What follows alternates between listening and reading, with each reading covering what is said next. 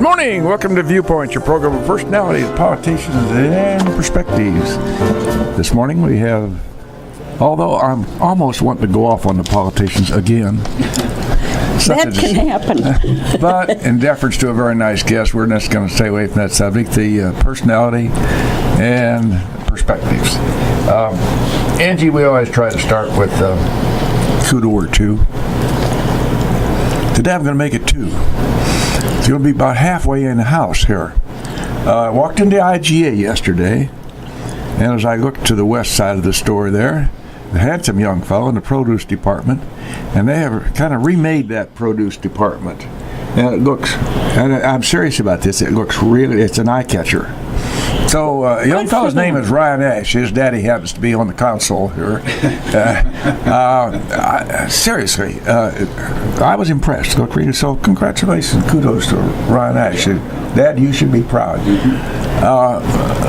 Ryan's a good kid. Oh, yeah. Of a more somber and more serious note, although that's serious enough, our men in blue, you know, our policemen. We all know that it's, even here in Mayberry, for goodness sakes, it's a dangerous job. Yeah. Right here in Lincoln-Logan County. But a side issue to that, besides the danger factor, and a mother of a young man who's on a sheriff's office, not here, we were visiting and talking about her son, and she shared with me that he and his fellow policemen do not like to go to fast food places where food is prepared out of their sight. Oh. Now stop and think about that for a minute. That's just how far that's how far we've degraded our society. They're afraid of somebody preparing their food to do something that they don't want to have done to it. Yeah. Now, isn't that a commentary on today's times? So it's just so much all about me. You know, they just can't. The nuts are out there. So anyway, they are. We have a very nice lady this morning from us. So let's get serious about junior achievement. I turn the comm to you, Miss. Oh, by the way, we ought to welcome her back. We didn't have the band ceremony. Maybe you didn't notice I was gone. Judy who? She's been away taking the cure. I think this time it worked. Well, there we go. I have to turn that damn thing off. Go ahead, Judy. Maybe we can get work at IGA. Okay, well, that's... Tommy, I'll call you back. I'm on the air. Thank you. Oh, dear heaven. Oh, dear. Now, Angie Houck is our guest, and she is with Junior Achievement, and I remember Junior Achievement from my school days. I think it was high school where they had the Junior Achievement, wasn't it? That's definitely where it started. So Junior Achievement has been around since 1919. We're actually going to be celebrating our birthday next year. 100 years. Seriously? Really? Yes. Well, let's tell the folks first and foremost, what is Junior Achievement? That is a great place to start. So Junior Achievement's mission is to inspire and prepare young people to succeed in a global economy. The way we do that is by bringing together volunteers with educators who see the need for kids to learn some of those work readiness skills, to have those great work skills like your son at the grocery store and in other establishments too, so that they are ready and prepared for the future. Those are the kind of things they're not always learning in school. That's right. And so to really bridge the gap between business and education, help kids get skills in three main areas. So the three pillars of Junior Achievement are financial literacy, work readiness, and entrepreneurship. All imperative. Yes. All of them. Work ready. That in and of itself, if you didn't achieve anything but that one goal in today's times, work ready. Like, you're going to go ahead and show your tattoos all over, your earrings hanging. That's hard. That's not work ready. Yeah, I don't want to make light definitely of that. That's very serious. that can be a very serious issue for a lot of employers. And so helping the students know about how to resolve conflict on the job. How do you get work ready as a high school student, but even as a younger student? Our programs begin in kindergarten. We want to help kids get work ready and learn how to manage their money, learn a little bit about entrepreneurship. Over half the businesses in our country are small businesses. But even if they don't ever own their own business, let's help them be more entrepreneurial about the way they think, about the way they approach their life decisions. That's a skill that's going to carry over to every single occupation a person might have. Exactly. Now, you're a program director. Yes. Tell us a little bit about what that entails, please. Well, that is a fabulous question. So, our operation is pretty small. Our parent organization is JAUSA, which is, of course, quite large. And Junior Achievement is even in 100 countries all over the world. So, it's a worldwide organization. So, let's start there. I knew that. Yes, 10 million children all over the world have Junior Achievement every year. And what age are you eligible to join Junior Achievement? Well, that is another fantastic question. So most of our programs are run through schools at school. So kids are not really joining per se as much as their school and their teacher is signing up to have the program. So it fits very well in the younger grades with social studies. At high school, of course, everything is subject specific. So it may be economics, marketing, accounting, co-op, any number of classes at the high school level where it would fit. So the teacher would be signing up, and then the kids would be having that normally as part of their regular school day. So they're not signing up, it's just part of another activity that they're doing. We do sometimes have after school and summer programs, so that would be a little different where the kids might opt in or sign up to be in that. But the vast majority of our programs here in Central Illinois are being done at school during the school day. I know that here in Lincoln, Eaton Corporation has bought into it. They think it's very worthwhile. Yes, definitely. Eaton is one of our great Logan County partners for our programs in Lincoln. We have a lot of Junior Achievement volunteers that come from Eaton, so certainly a shout out to them for all the support that we get. We're very grateful. They do a good job in our community in many other ways. Yes. Excuse me, please. I'm not getting all choked up about this subject. Well, you will be by the time we're done. That's going to be our goal. Just sitting next to my new partner here, she chokes me up. Eaton Industries do, seriously, they contribute to our welfare of our community in many, many ways. So congratulations to them. Cass is very involved. My daughter, you remember her, Jim? Yeah. Well, at any rate. Papers. At any rate, she really is impressed with Junior Achievement, and it's something that really every kid should try to take advantage of, because what you stress is exactly the subject matter that they need for life. You're not 18 for very long. Before you know it, you're 79. And Well, you're never too old to be a Junior Achievement volunteer. So no matter how old you are, you could even be a volunteer, and then you could even learn something from teaching the programs to the kids. I always feel like when I do it, I learn more than I think I taught the kids. Well, do you have textbooks? Oh no, we don't necessarily do that approach. Our programs are really hands-on. So the kids are learning by doing. So we know that kids and adults of all ages learn best if they can actually experience things and do things hands-on. The last thing the kids want or the teacher wants is another person that's going to come in and talk with one-way communication to the kids. So we want our lessons to stick. We want it to last with them. So it's all based on activities that are hands-on. So the volunteer will have materials that are are certainly prepared for them, but not so much a textbook, but games, even for the younger kids, stickers, activities. There might be some workbooks and things like that, but definitely hands-on. Now, we also have a business simulation that the kids do at the high school level. So if there are any high school teachers listening, I would love for them to contact us, because we don't have any schools doing that high school business simulation yet in Logan County, and we would sure love to.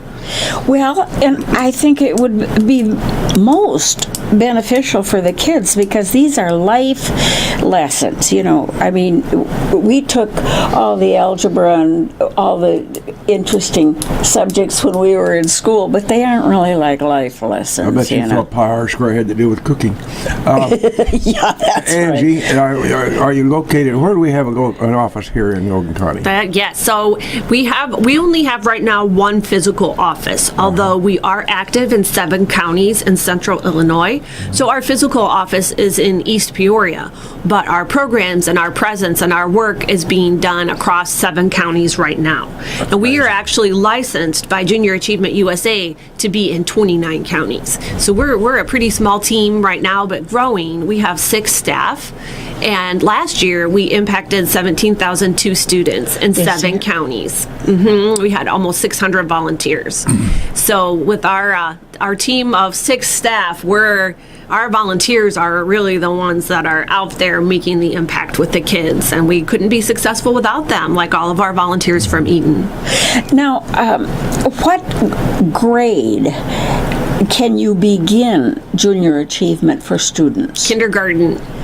That's amazing. Yes, it is. You normally think of kind of a junior achievement, kind of a business preparation, career preparation. Well, in fact, I think it's exactly what you're doing. You're implanting something at that very, very early age. That's a fascinating thing. Yeah, you know, you think about 5-year-olds, and kids already have ideas about what they want to be when they grow up before they ever go to kindergarten. They've thought about it. They have ideas. They've seen other people in their life and how they spend money. They have an idea what that is and how that works and how important it is. So really helping them at a young age learn about needs and wants is really where it begins. Because Boy, every one of us, regardless of our age, needs that particular lesson. exactly, and that's just where it begins. You know, if you can't pay for the things you want before the things you need, or you're going to have problems. That's financial literacy right there for a 5 or 6-year-old, and the sooner the kids can learn that, the better off they'll be. We all know that habits start early. The more you repeat a behavior, the more ingrained in you it will be, the more it will become a habit. So that's a big part, is helping them learn those healthy money habits from an early age is really part of it. And then another big part of junior achievement too is really helping kids with what we call self-efficacy. So taking kids from I can't to I can. You know, all the research shows that one of the most powerful indicators of behavior is believing you can do something. You know, think about that. If you don't believe you can do it, it's not going to happen. Yeah. So really helping kids have hope and realize that they can is also a really big step to helping them empower their own economic success. Amen. You know, that's one of the biggest lessons kids can learn. Now, Angie, you live in Washington. I do. You commute to somewhere daily. And what's a weekly routine for you? That is such a hard question. I don't think we could answer that in this show. As Amos Mandy used to say on the show, I withdraw my question. No, just every day is different. You know, at Junior Achievement, we're working with so many different schools, teachers, volunteers. Our volunteers come from everywhere. So we have people at companies like Eaton. We have people who are stay-at-home parents who are our volunteers. We have retirees. I'm just saying we would love to have you as volunteers if that's something you ever would consider doing. Or anyone else listening, retirees, stay-at-home parents, people in between jobs. Think how many people in our community right now are out of work that are looking what better thing to do than volunteer for junior achievement when you're in between jobs. And that's something then you can say during that time, this is what I did with the time I had while I was looking for my next opportunity. So working with all of these people, CEOs of companies, business people, college students. We have lots of college students that volunteer with us. So that means every day is different at Junior Achievement. It's interesting to me that a college kid would find time to do that. Most of them are kind of, I'm going to withdraw that comment. I think so. No, You want a do-over? everybody's different, and we do get quite a few. We would love to have more college students actually volunteer with us because it's a really neat thing to put on their resume. Junior achievement is in every major city and state in the whole United States and in 100 countries all over the world. So literally, wherever a college student's career might take them, somebody could see junior achievement on their resume and know what that means. How many places can say that? Can you give us a thumbnail sketch of what you say to a youngster to make them understand that, no, that's not a need that you have. That's a want, another want. Exactly. So one of our elementary programs, our first grade programs, which is called JER Families, has an activity where the kids look at pictures of different things, and they have need cards and want cards. So this would be an example of one of the hands-on activities in junior achievement. So the volunteer would have a toolkit of materials already prepared. So really, as a volunteer, most of your work is done for you before you ever get in the classroom. You don't have to worry about what you're going to say would do with those kids. We're giving you a whole toolkit that we already know is going to work with that age group. So the kids will all be given these cards. One says need, one says want, and everybody has one. So then you can have a discussion and hold up a picture. So you could hold up a picture of an apple. Well, would you hold up, was that a need or is that a want? Okay, we can say food, especially healthy food, is a need. So we would hope the kids are going to hold up their, need. Then you would maybe hold up a picture of an ice cream cone. Okay, is that a need or a want? Well, I don't think we really need ice cream. That might be debatable, I know. We're talking about basic 2s and 3s here. Oh, yes. And then this would be kindergarten, first grade level type thing. That then you can get into more discussions. There's a picture of a house. Okay, shelter. That's a need. Yes. A great story. So the first time I ever volunteered for junior achievement was in a first grade classroom with that JER Families program. So we're doing this, it's going great, right? Hold up a picture of a puppy. So I'm thinking, well, that a pet is great, but that is not a need, that would be a want. That's what I would think, right? So everything's going great. My first time volunteering, one little child held up his need card. So I said, that's very interesting that you think that the puppy is a need. Could you explain? What made you think that? And this child said, well, if someone was trying to break into your house, the dog would bark and keep us safe. And isn't safety a need, not a want? And that's when I realized I was not smarter than a first grader. Anyway, we have needs here on Viewpoint. We have needs to honor sponsors, and we're always happy to do that. So Mr. Ash is ready at the console board. Go right ahead, James. And Viewpoint is back live here, 96.3 FM, high on the hill, County Road 2250, also known as Lazy Row. This opulent studio, Judith Kay and I have a guest this morning, Angie Houck, who's associated with Junior Achievement, a very bright young lady, very articulate, obviously is steeped in the history of and the mechanisms and the machinations of Junior Achievement. Angie, when did you first go aboard with Junior Achievement? Well, I started working at Junior Achievement in 2007. Well, you're a seasoned veteran now. That was actually working for them. Is that right? Right, as an employee. And you volunteered for them before that. It was around the same time. Did you belong to Junior Achievement when you were in school? No, I did not, and I sure wish I'd had. Really? Yeah, I wish I had too. I don't recall a thing about that. Of course, that was long ago in high school. I can't recall anything, period. What's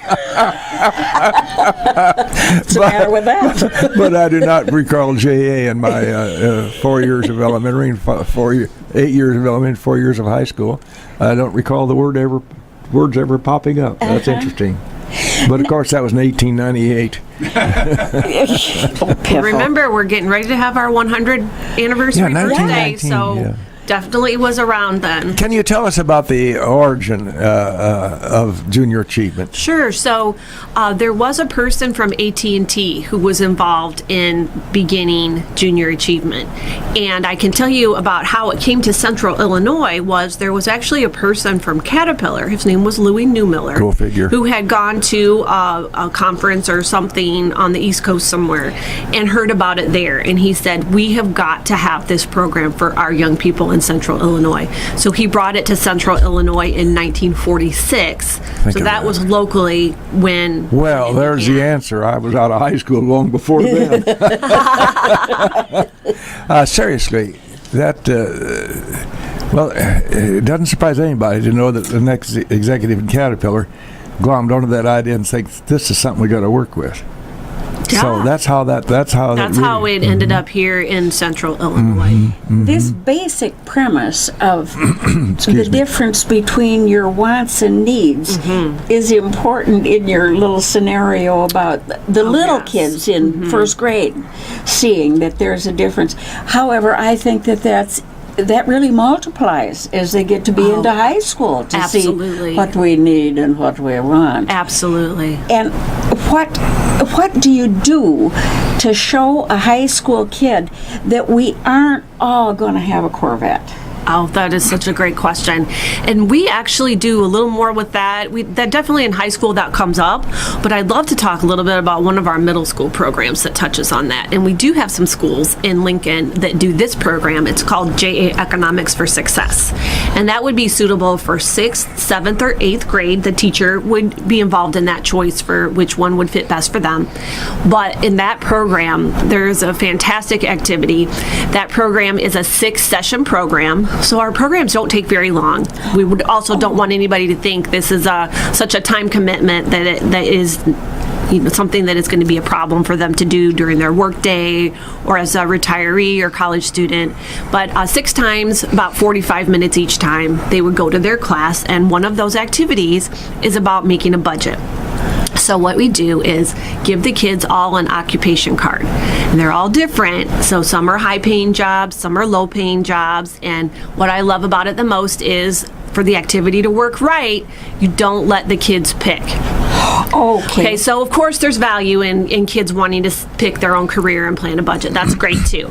But this really helps them see the impact of your income on your choices, because you know what happens, middle or high school kids, if you let them pick whatever they think they want to be, half of them want to be a professional athlete. They want to be a movie star. They want to be things that it's quite possible those kids may go on to have that career, but most people don't make it as a professional athlete, for example. And if you are a professional athlete, well, it's not going to be very hard to make a budget now, is it?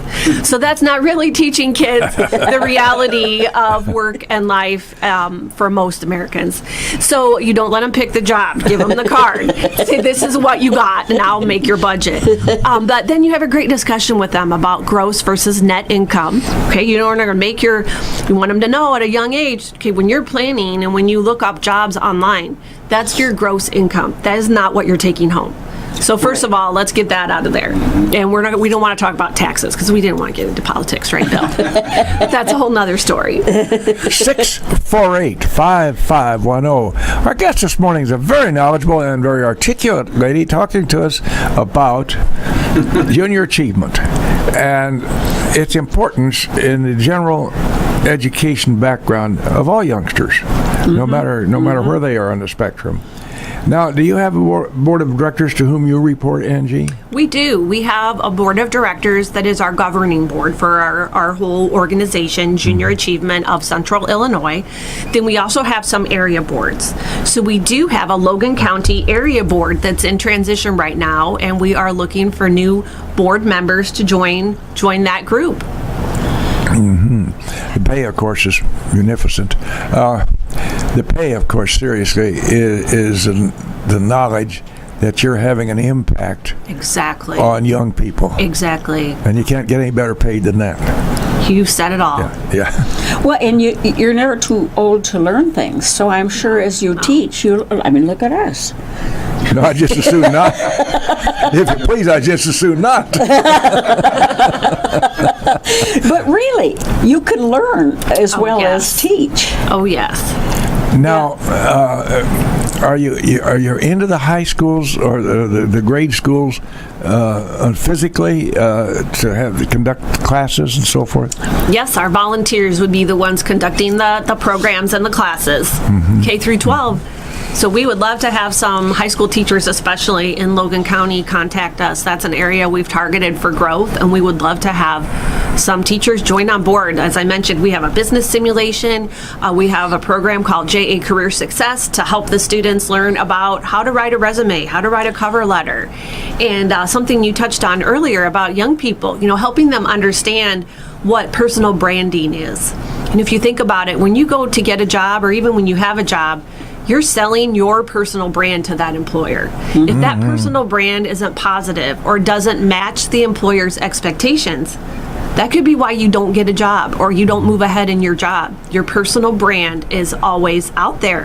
That also extends to things like social media. Kids don't always realize that employers look at that. They will do that as a hiring screen. And kids don't think about, everything you put online is there. Yes. Forever. That's right. They're at And hand, that yes. would be a wealth of information to a prospective employer. Yes. Holy Friday. So we help them learn that at one of our high school programs. I mentioned JA Career Success. There's an activity where the kids get to pretend they're doing the hiring. So there's some fictitious profiles, and they get to look at that and evaluate. And so there's a pretend screenshot, and there's one that's, not ideal. There's one that's really great, one kind of in the middle, and then they get to have a discussion about which one of these people would you hire and why. And often, when they have that activity, they realize, oh my goodness, I wouldn't hire myself. This isn't good. I've got to make some changes. And that's when the light bulb goes off and they can see, I need to be accountable for my personal behaviors, and I need to think about how that is going to play out for my personal brand in my future. Oh dear, this is just imperative for kids, really. Parents, you're out and about on the street and you see people and stuff that Gene wouldn't go out in the backyard and hang the wash dressed like that. Seriously. And you see when people go for jobs, my God, if they've got something hanging from their nose or Definitely. Or just outlandish dress, they don't understand that. No, sometimes and it's so they basic. don't know. Sometimes kids just don't know. They need someone, a volunteer to come in, or a teacher and someone to tell them, and the teacher probably is telling them that. But when a volunteer comes in that's not their teacher, that's not their parent, they listen to that person in a whole different way. And that, I would have to say, is the magic of junior achievement, is that person coming in that represents life outside of school, a mentoring individual that sometimes parents do volunteer with us. That's okay too. But that parent isn't a parent to everybody in the class. No. So it's just such a eye-opening thing for those kids, and the teacher's sitting there thinking, well, I told you this last week. What happened? But that power of a volunteer that cared enough to go in there, they don't have to be there. The teacher has to be there. The teacher's being paid to be there. But that volunteer doesn't have to be there. They care enough to go in, and those kids will listen to that person in a whole new way. The potential is infinite. You kind of touched a little bit there on your personal appearance. Tattoos are so popular right now. Don't get me there. Yeah, well... Don't get me started on that. That'd be the both ones of us, Bill. In the days when we were young, people didn't really have them unless they were in the Navy. Yeah. That was after a hard night out. Yeah, it is very different now. And that's why having a volunteer talk about work readiness in the classroom can be so good. And there are some companies, there are some places where that is acceptable now. And it is hard for a lot of people to understand, especially when we talk about different generations. There are some places where it would be unusual if you didn't have one. So the volunteer can come in and talk about, at my company, this is how we address this issue. And the kids hear a real world example of that. And it might be, if you have a tattoo and you work at this company, then it needs to perhaps be covered. maybe that's what their corporate policy is on that. So they can say, you know what, if you choose to do this, this is how it would be handled in our organization. Or they can say, you know, you may want to think about this. If you would like to have a job in XYZ field, then it is not common that people do have these kinds of tattoos. So you may want to think about that. If you would like a job in that area, that could be problematic for you in your future, have a conversation about it. You know, because if nobody's talking to them about it, then what? Then how do they even get to navigate these things? Well, how do you know anything if people don't share experiences with you? Right. And getting back to this tattooing, if you feel compelled to have one, you don't have to have it going up your neck onto your left cheek or something, you know. Yeah, and you know, it's human resource policy and laws on things like that is always changing, but certainly being aware of those behaviors and any choice that you make as a young person can have a consequence for your future. And some people, some places may be okay with that and some may not. Some they may never know. And that goes back to that personal branding, because they might not know that something like that costs them a job interview or costs them a job. There are lots of things that happen, behaviors during interviews or appearance or clothing that someone's wearing that you don't necessarily even, it's not like someone sends you a letter and says, we didn't give you a second interview because we didn't like your tattoo. You can't do that. It's probably illegal to do that. But thinking about your personal branding and for what kind of career you want to have, what choices are going to make sense to help you get there.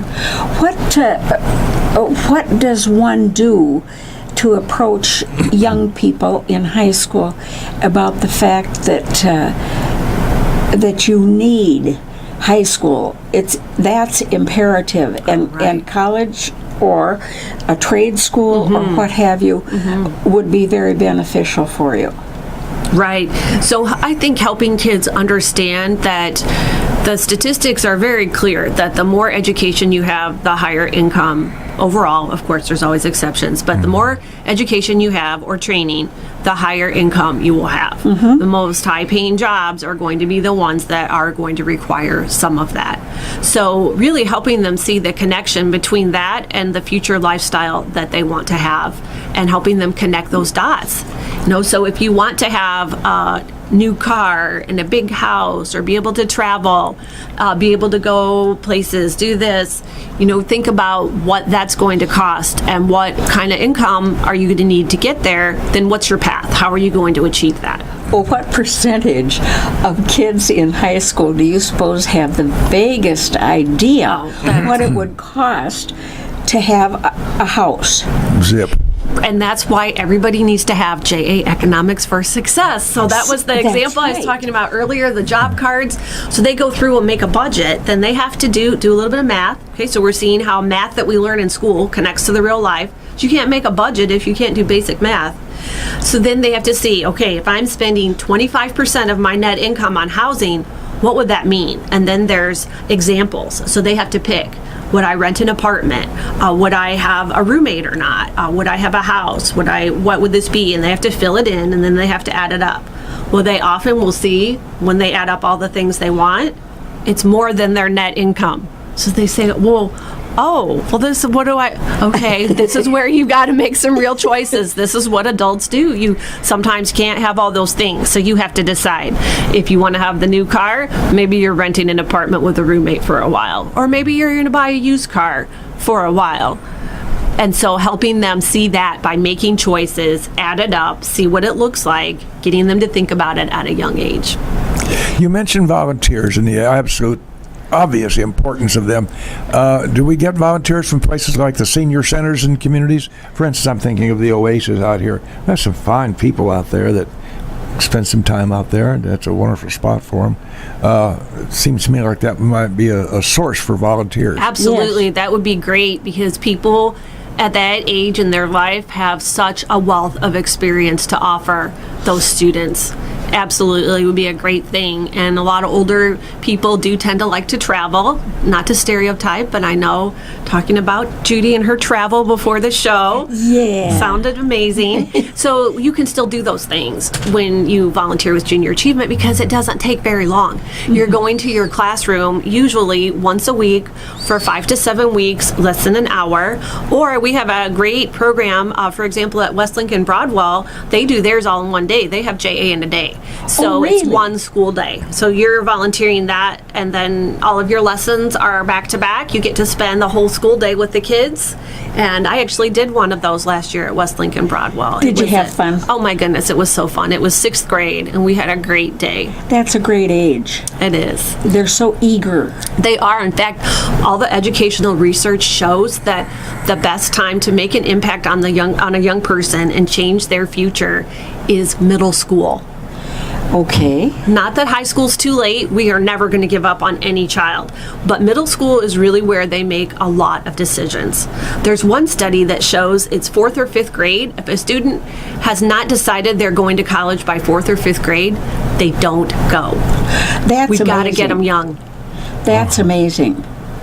And you know, today, I don't know whether it's the good news or the bad news, but for a youngster today to get a bachelor's degree is like our having gotten a high school diploma. It is. It's so different. Oh yeah, that's just given today. Yeah. I noted that. By the way, she'd make a good program for somebody like the Oasis and/or service clubs. You're darn tootin'. So, you service club members out there, if you're looking for a great program, contact old Bill at 737-8773, and I'll get you in touch with Angie Houck. Absolutely, and anybody can look up our website anytime, centralillinois.ja.org. O-R-G is our website. Or if you Google JA Central Illinois, you'll find us. Do you If- find yeah. that once people have volunteered for you, they think, you know, I enjoyed that. I think I'll do that again. Absolutely. We're very proud of our volunteer retention rate. So we do get most people come back, and we encourage that. Of course, no one ever has to do it again if they don't want to, but we really hope we can help create and support the kind of experience for our volunteers that JA becomes something they look forward to doing every year. That's our goal. And sometimes life changes make it possible, so someone can't come back. But of course, more volunteers come back every year, the more we can spend our limited resources finding new schools, expanding, getting new volunteers, because that's our goal, is that every child could have junior achievement. What is the responsibility of a school who is having you come to present your programs? So the responsibility of the school would be helping with the communication process, getting the list of teachers to us and getting all the logistics figured out, and then we match up the teacher and volunteer based on what that volunteer's interests are. You know, so some people are going to really want the older kids that are thinking more for their future, that are able to think more abstractly than the younger ones. Some people are terrified at the idea of working with older kids because they think, oh my goodness, they're going to ask me a question I don't know the answer to. I want the little kids. But you know, there are a fair amount of people that the idea of 25-year-olds in a room and trying to do anything with them, that's just as terrifying to them. So we work with volunteers. On the face of it, I can understand that. Yeah, we'll work with our volunteers really to help kind of figure out where's going to be the best place for them to go volunteer. But really, the school signs up. It's just communication, and we provide all the materials. We do not charge the schools for the programs. If we did, I would probably not be here. I probably wouldn't have a job. But we do fundraising, so we do local fundraising to support our activities. So we always are looking for corporate contributions, grants. We do fundraisers and things to Sometimes do you get a little gift from a school where you have presented your programs? on occasion, maybe a PTO group or something might do that, but we know the schools today are facing so many initiatives, Oh, my. and they're struggling already with financial things. So that's the last thing we want to do is go to a school and say, well, pay us. Well, that's not our model. Sure. You know, you talk about going to the school and your responsibility, their responsibility, the students' responsibility. Everybody has their responsibilities. But really, this is something that kids need, because you're not always going to be a second grader or a junior in high school. Pretty soon, real life is going to be knocking at your door. Exactly. And this program is across the economic spectrum, from those Yes. who are without to those who have more than enough. Absolutely. Every child can benefit from junior achievement. Mm-hmm. You know, this children that come from families in poverty, absolutely, very easy to see the need there. Children who come from families that are more affluent, there's still a need there. When you have money, you need to know how to use it wisely. And to be how to responsible. balance that. In You know, you fact, think that about may be better for them, because the money comes easier for these kids, so they just think, well, here it is again. Exactly. And don't know how And to think achieve of, it. Think of careers. You know, children who come from wealthy families are probably not, this again, I'm just saying, not overall, of course, there's exceptions, but not being exposed to a lot of careers. You know, all the high-paying careers that are in Central Illinois are going to be pretty limited. So if that child has everybody in their family is a doctor or a lawyer, that may be what they think they have to be. But perhaps there is another path for them. Maybe they would be a good accountant. Maybe they would be a good manager at a facility like Eaton. They won't know unless they're able to explore careers and figure out what's right for them. That's right. Angie, And we all- appreciate you. Excuse me, dear. I'm sorry. I stepped You- on your line. Go right ahead. I don't think I think I won't. We appreciate Judy and I, and our listeners, both of them, appreciate Both ones. Angie's being here with us this morning. In conclusion, Angie, would you like to have a little word to sum up junior achievement and and your enthusiasm? Of course, we go off there in just a couple of seconds, so go ahead. Oh, absolutely. No, we just are so thrilled to be here today and help build awareness about junior achievement. We're always looking for volunteers, we're always looking for funding, and we're always looking for new schools so we can continue our mission to help young people be empowered to own their economic success. Thank you very much, Angie Houck. Appreciate your making your time for us this morning. We're going to close the Junior Achievement program this morning with this comment I found. Junior Achievement is not simply a program that teaches about business, but more importantly, it teaches us about who we are. Thank you, Angie Houck, very, very much.